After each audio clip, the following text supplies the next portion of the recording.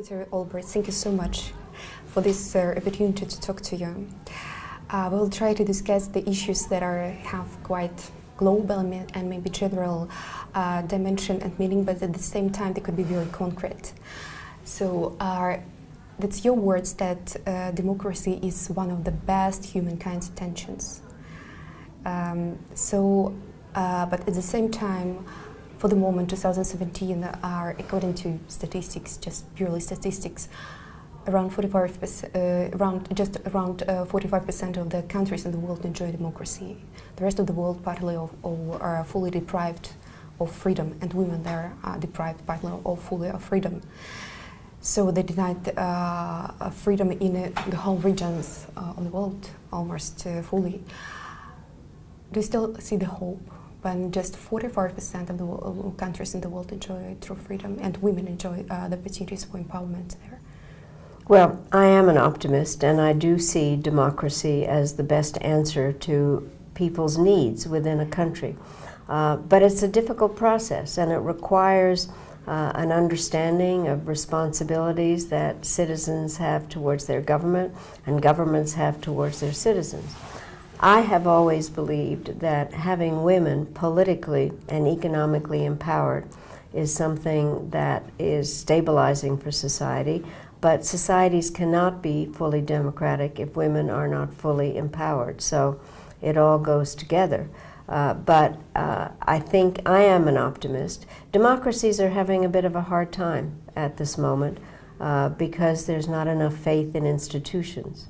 And I think that women, by being a part of the process, can help to connect better with the people in a country, explain what the responsibilities are. So it's still a lot of work, but women are absolutely essential to making democracy work. Okay. So, but still to develop on the previous question, there are regions like Middle East, Eurasia, and for example, North Africa, where the situation is the worst. You have the global perspective for this issue. So what could be suggested? I mean, do you see still the scope that something could be done with that? Well, I think I have actually spent time in North Africa and in the Middle East and talked to a variety of women's groups there. I think that they do want to be much more involved, and many of them are more involved than we ever hear about. But I think we have to keep pushing. What we, I think, have to understand that cultures are different, history is different. We can't all be at exactly the same place, but we do have to support each other. I think in some ways, American women sometimes make a mistake thinking that everybody has to be exactly like American women.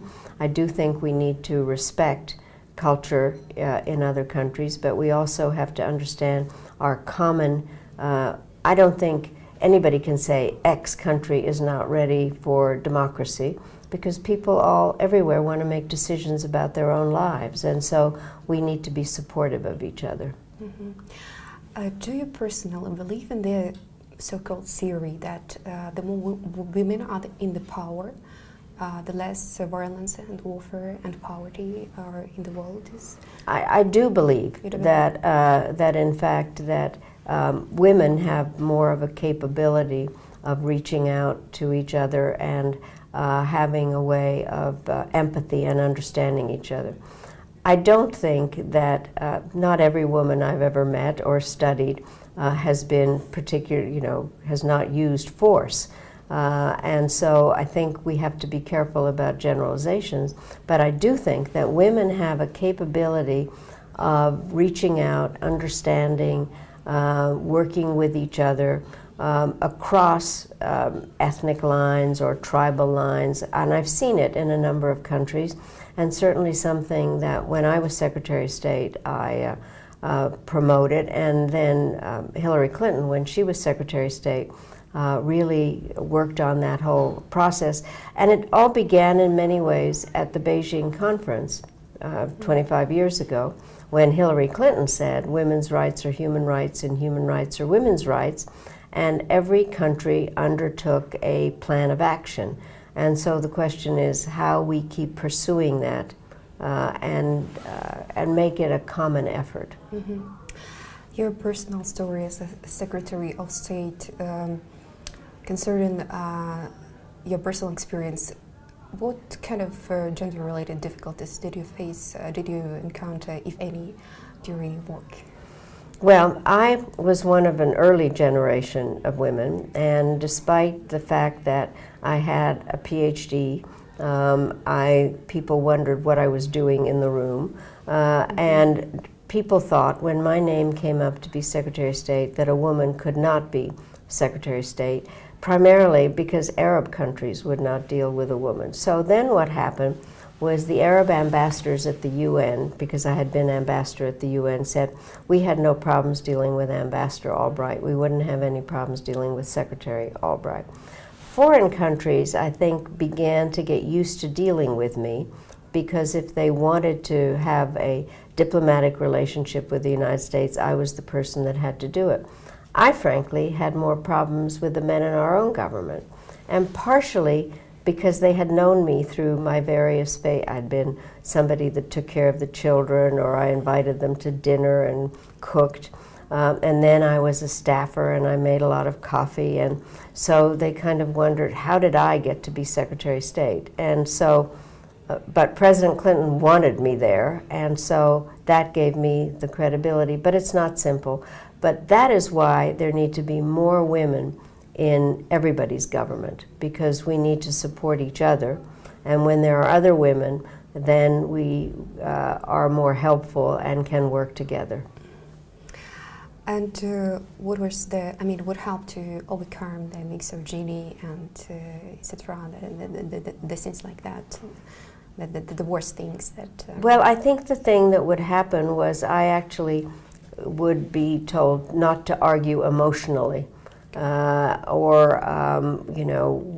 what my views were and why. And I learned to argue very pragmatically and straight. And I finally decided I did have the highest ranking job, and the president wanted me there, and so I found my voice, and I spoke very strongly, and I'm very proud of what we were able to do during the Clinton administration in terms of expanding NATO, working to stop the ethnic cleansing in the Balkans, and that had a lot to do with having the capability to express my arguments clearly. Mm-hmm. You mentioned that as a Secretary of State, there were some concerns concerning the Arab countries, whether they could deal with the female state of Secretary of State. As for North Korea, it appeared to be an advantage to be a female Secretary of State, to go there, to break through the walls that exist between this country and the rest of the world. I have to tell you frankly, I don't think that made a difference at all, because part of the problem, nobody had gone to North Korea. That was a sitting, I am still the highest level official when I was in office to go to North Korea. The problem there is just breaking through in any kind of a way with a government that we have not had a lot of contact with. But at that stage, I think that was not the issue. The issue was that I was American, and what were the Americans doing, and they had made up a lot of propaganda that didn't make any sense. Mm-hmm. Okay, the very last question. You're actually familiar very much with Central Eastern Europe, because in origin you came from the Czech Republic, Czechoslovakia, the former Czechoslovakia. So what do you see in Central Eastern Europe, or in this area of the world? What would you suggest to the women here, especially women in the post-communist countries, in post-Soviet countries like Ukraine, Belarus, Russia? Because their situation, I think, is much, much more difficult than the situation of women in the Czech Republic, for example. Your recommendations, how to It's move interesting, on? because I have now met with a lot of Ukrainian women and other women in other countries in Central and Eastern Europe.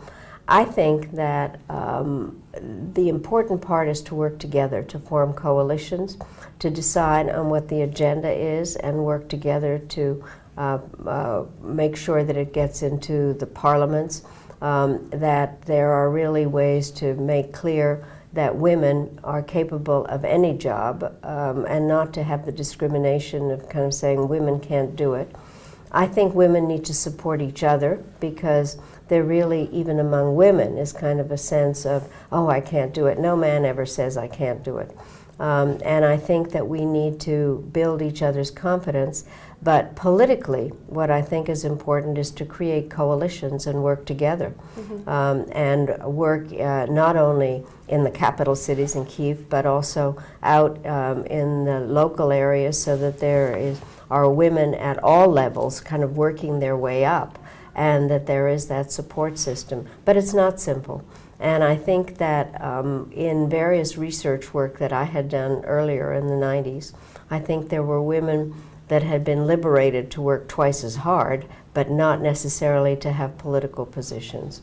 And so that is what has to happen. We know how, women everywhere know how to work all the time, but it's a matter of having the political influence, and that can only come by working together and supporting each other in parliaments and in local offices. Okay.